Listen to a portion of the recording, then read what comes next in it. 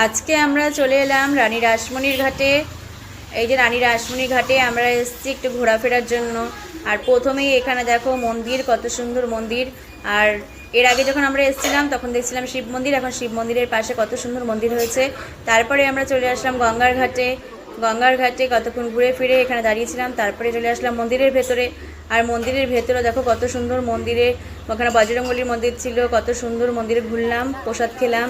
তারপরে চলে আসলাম এখানে দেখো গরুকে খাবার দেবো, কি খাবার দেবো, সামনে একটা বিস্কুটের দোকান ছিল, সেখান থেকে কিছু বিস্কুট কিনে ওদেরকে খাবার দিলাম। ওদেরকে খাবার দাবার দিয়ে কমপ্লিট করে তারপরে চলে আসলাম পাশে একটা মায়ের মন্দির হয়েছে নতুন। এই যে সিঁড়ি বেয়ে এখন উঠলাম মায়ের মন্দিরের পাশে। আর মায়ের মুখটা দেখে মনটা পুরো ভরে গেল। তারপরে চলে আসলাম পাপড়ি চাট আর ফুচকা খেতে। আর আমি এখন ফুচকা খাই। আর তোমরা আমার চ্যানেলকে সাবস্ক্রাইব করো। Tata, bye bye.